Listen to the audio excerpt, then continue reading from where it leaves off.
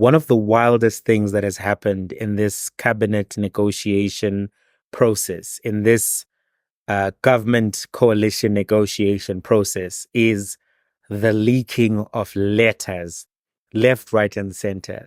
I've been thinking about writing a book about this whole period, calling it the aftermath, what to expect after, the elections. And these letters are probably going to be in that particular book. So there's another set of letters that has leaked. And this time it's a letter from the office of the president to John Steenhuisen. Wow. A lot of letters have been leaking. So here's basically what it says. My tea's gone cold and I'm wondering why I got out of bed at all. The morning rains cloud up my window and I can't see at all. And even if I could, it would all be gray. But your picture on the wall, it reminds me that it's not so bad. It's not so bad. Dear Slim, I wrote to you, but you still ain't calling. I left my cell, my pager, and my home phone at the bottom.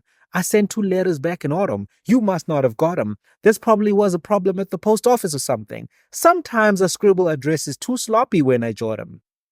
I'm just kidding. That's an Eminem reference for those of you who know Eminem. Right. Here's the letter from the president to John Steenhuisen. It starts off as, Dear John. Not Mr. Steenhuisen, Dear John. So you already know what type of time it's on. Let's see what it says. Dear John, thank you for the meeting we had yesterday. I thought we had a very constructive discussion. Following the recent exchange of letters between the DA and the ANC, I indicated to you that I did not believe it is appropriate to negotiate through correspondence. That's fair. Why were you writing each other letters? Give me a call. Come to the office. Anyway, the important agreement that the parties to the statement of intent to form a government of national unity are trying to put together. Matters of national importance such as these are best conducted in face-to-face negotiations and only when both sides agree that the discussions between them have reached a level of maturity and advance should they be reduced to writing to live up to the principle of transparency. He's saying, let's talk. Let's talk. This thing of just you sending letters all over the place, it's a problem. I informed you. That's a very Ramaphosa statement. I informed you that the habit of negotiating through correspondence, as adopted by the DA, can be problematic. It can, for example, make parties play to the gallery of public opinion through media leakages, resulting in the loss of focus on the real substance of the negotiations. I also informed you that we found the letter from your federal chairperson offensive, condescending, and inconsistent with the Constitution. Those are big words. They're saying Helen Watelela. Wantela. Helen. That's what they're saying. You already know the English version. That's the Zulu Sotho version. Uyatelela lo muntu lo koko wena. That's what they're saying. But anyway, he goes on, notwithstanding all this, I believed that the parties to the statement of intent were close to an agreement, and through it we would usher in a new era in the politics of our country. I genuinely believe that this will be the era that will consolidate stability and enable us to address the challenges our country faces, which are inequality, unemployment, and poverty. To date, our discussions with the DA, PA, IFP, GOOD, PAC, UDM, Aljama, Freedom Front Plus, and Rise Mzansi have been geared towards building and consolidating the government of national unity in the national interest. The discussions with all 10 parties to the statement of intent have served to entrench an appreciation for the Constitution and its values, as well as an understanding of the rules and protocols that will facilitate effective and lawful government. Unfortunately, this has not been the case with the DA. In its recent proposals, I believe the DA has jeopardized the foundation of setting up a government of national unity by moving the goalposts in your letter of 24 June 2024 to me. I'm truly taken aback by how you now want 2 more portfolios to bring the DA portfolios to 8. Yo, he's taken aback. He doesn't want to hear this thing that the DA is talking about. You have said that you would like new portfolios to be allocated to the DA out of the options of sports, arts and culture, agriculture, rural development and land reform, or public service and administration. You go on to say that you are certain that assigning 2 additional portfolios to the DA, which would take your quantum and cabinet from 6 to 8, would satisfy clause 16 of the statement of intent by better reflecting the will of the people as expressed in the electoral outcomes, while also taking into account the national interest.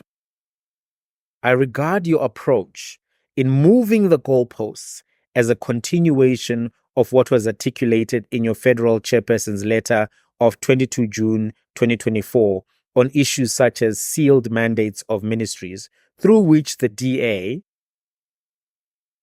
seemed to want to set up a parallel government that would operate outside the framework and parameters of the constitution-based methods and protocols of running the government of the Republic of South Africa. Yo, he's saying you people were trying to pull up a parallel government. You remember that we discussed all of the demands from the DA. There's another video, you should go check it out. It's on my YouTube page. I also prefer not to deal further with the legally incompetent proposals to unilaterally redetermine contractual arrangements of director generals and other contracts. Yo, that's heavy. Let me read that again. I also prefer not to deal further with the legally incompetent proposals to unilaterally redetermine contractual arrangements of director generals and other contracts. I did inform you that I felt we should not dwell on the misguided propositions contained in that letter, as paying attention to the contents of that letter would divert us from the task at hand of constituting a government of national unity. He's saying, told you about that granny of yours. Why are you bringing this woman into this conversation when I'm dealing with you? I told you, let's not talk about that letter. Now you're asking for 2 more ministries. You are coming with the attitude of that letter. Yo, that letter from Helen Zille, though, was quite dramatic. It was quite pushy in its demands. Right, let's go and see what else he says.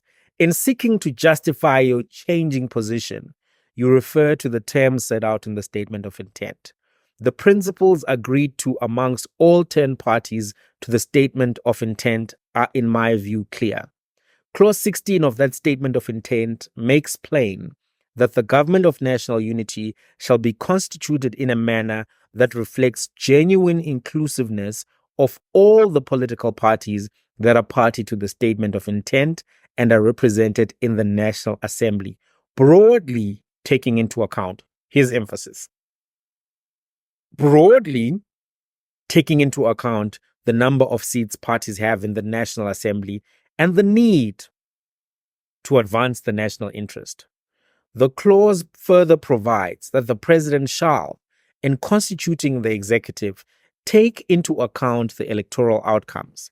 These commitments are set out in full appreciation of the president retaining discretion to constitute the cabinet, a prerogative I believe I have duly and sufficiently tempered to fulfill the commitment of the statement of intent. He's saying it's still my prerogative to choose my cabinet, to execute my vision, my mandate.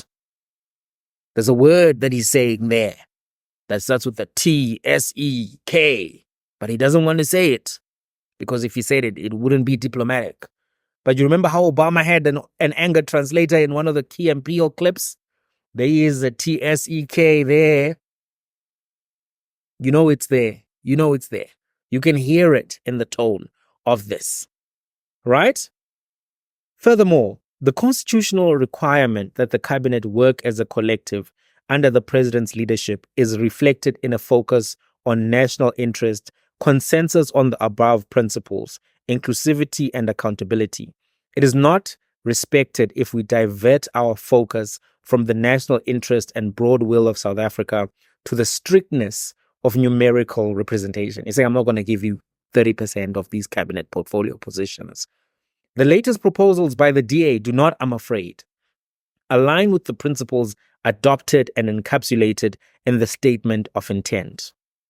The way they have been submitted undermines the process we had committed to following: open, grounded, consistent, constitutionally compliant engagements, honoring the collective understanding of our goal to create a government that reflects the will of the people.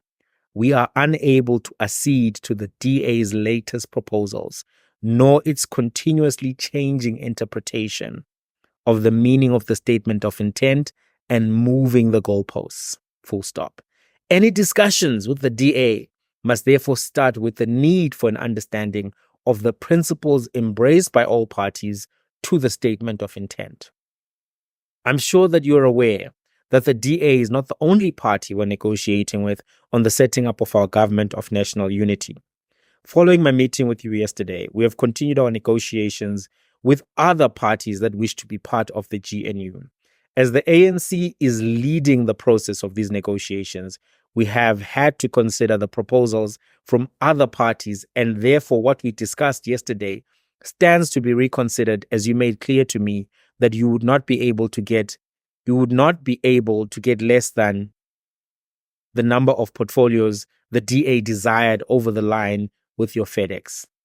I must advise you that we are continuing to hold discussions with other parties over the portfolios they could occupy as we seek to finalize the agreement on the GNU. I need to advise that the task of setting up government is quite urgent, and we cannot continue with this paralysis. I intend to conclude all negotiations and consultations this week. Until then, I remain open to having further discussions with you. Best regards, Cyril Ramaphosa, President of African National Congress. That's what this letter is saying. So this is a letter from 2 days ago. It's been leaked. Everything is leaking. Everything is leaky. So yeah, what do you think? Do you think that President Ramaphosa has the right argument in respect to the coalition negotiations? Obviously, now they're letting the public know everything that is being debated because there's been speculation, there have been leaks, so many leaks. So what do you think? Let's have a conversation.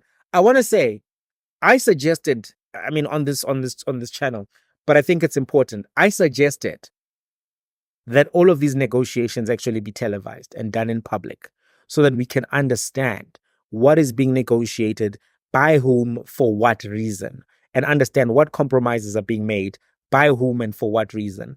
And also to allow for transparency to actually evaluate demeanor, motives, professionalism of all of these people. The fact that these things are happening predominantly behind closed doors and now via some letters does take away from the transparency and openness of the process, particularly considering that this is being done with the trust of the voters who chose these particular leaders. And as such, they need to be brought into the room, so to speak. The fact that this happens this way, I think, is inefficient, and something that has to be thought about in future is to say certain parts of these conversations need to be in public. You can go and caucus, off camera, but the main discussions have to happen in public. Tell us, who are you bringing to actually occupy these cabinet positions, DA? Tell us, Rise Mzansi. Tell us, UDM. Tell us, everybody part of this thing. Who are you actually suggesting as a candidate for the ministerial position, and why? On what basis? These are things that need to be done in the public. Unfortunately, they're not being done in the public.